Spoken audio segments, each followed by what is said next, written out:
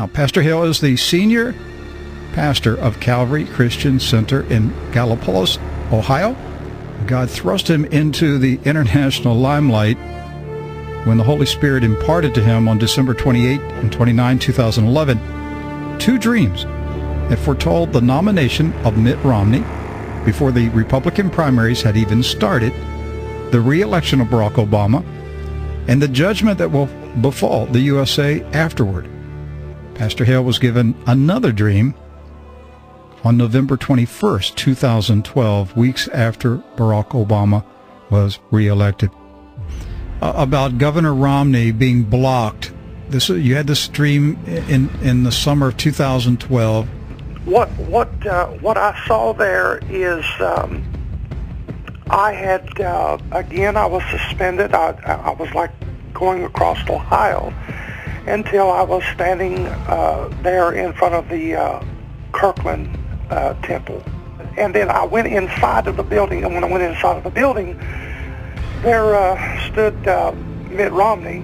And what I saw is I saw like two staircases, going up to the platform, around the platform, and all of a sudden I saw this creature, like Egyptian-like creature, like a falcon-like creature that you see in pictures from Egypt. Mm-hmm. And everywhere that a hybrid.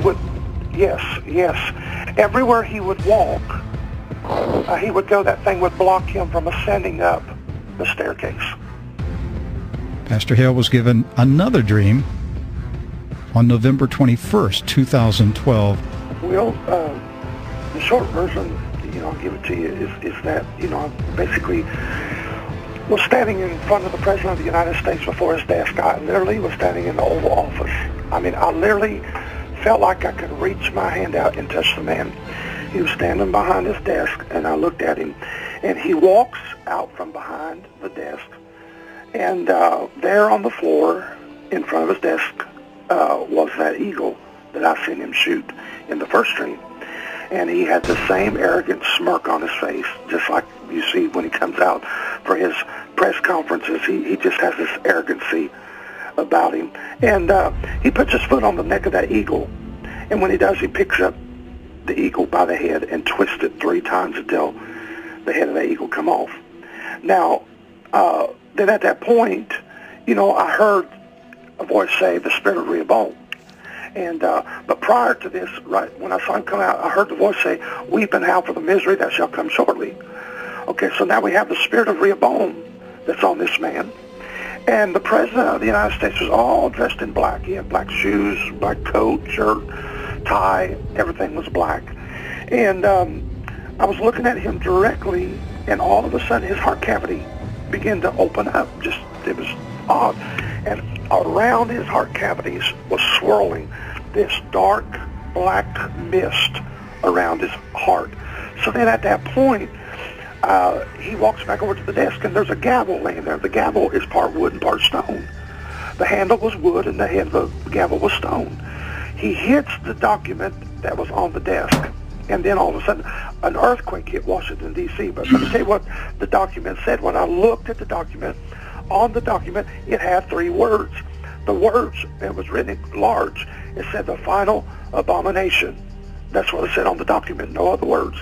Well, then when the earthquake hit, all of a sudden, I was somehow transported out of the White House in a flash. I was standing over Washington, D.C., over the White House, and I saw the earth open up, and just like an earthquake, just opened up, went from the White House to the Washington Monument, then towards the Jefferson Memorial.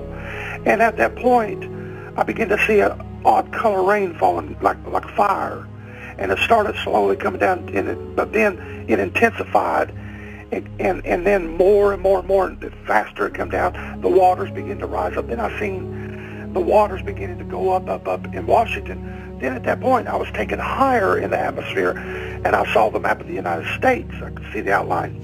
The waters that I seen coming down left Washington and started going into each state, Maryland, West Virginia, Ohio, Michigan, Kentucky, right on in, until it covered the whole United States. Then I began to hear screams, and this was the odd part, because I could hear the screams of the people all over the nation. I could hear it, such a mournful sound, if someone had died, someone, you know, that they loved. And it just, the thought came to me at that point, as I told you on yesterday's broadcast, I thought of Noah and what the people must have sounded like when they stood on the outside of the ark as the floodwaters were rising, and they knew they were lost. But then,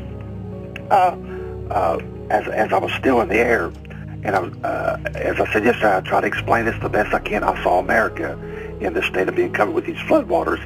Then all of a sudden, I'm still above America now. I start seeing these beams of light just start shooting out of the earth, coming up out of the floodwaters, like a speed of light, quickly going up in the air. Millions, it looked like millions. And then all of a sudden I was taken up a little higher till I was above the earth. And I could see the earth, I could see the round earth. All over the earth, I started seeing those lights shooting up. So then, after that point, I was back to the earth. Like at the very beginning of when all this started to happen. And I heard a voice say, very loud, the shifting has begun. At this point, I started going over it, and I'm just going to tell you, I'm not going to name names, I'm going to tell you, I was over top of mega churches, going from one to the other. And as I was going over these mega churches, yesterday I didn't get to talk about it because we hurried up there and got to the end, but I heard a voice say, a breeding ground for sin, for the people know not me, but they play around their calf. And I knew that we, you know, are now in the time of the end, and it's not going to be large. Most of the large churches, I ain't saying, most of them sided in the Christian world and voted for Barack Obama anyhow. I mean, I'm just telling the truth. But all of a sudden, I begin to see home meetings and people praying, and the people were praying, you know, the saints were gathered in secret. And the Lord began to let me know a long time ago that there would be a remnant, you know, that would be called out, a remnant, and they would be a little here, a little there. And, you know, some of these churches ain't going to be no more. I mean, they're going to be shut down, and God's going to have some people here and there that's going to be praying in secret. So, speak in the last days because of the persecution that will come upon this generation. Then at that point, I was looking again at homes of people that I knew that loved and served God with all their heart. I saw their homes, the homes of men and women. They were gathered together in this deep intercessory prayer across the nation. And then that's when I heard the voice of God say, the season is upon this nation, upon the nation, because you have set abomination before my eyes. I will set judgment before yours. And then I heard a voice say, when will these things be? And I heard the voice repeat back and say, after he is sworn in. And then I woke up from the dream. Let's start by the Lord told you that Barack Obama has the spirit of Rehoboam on him. The spirit of Rehoboam.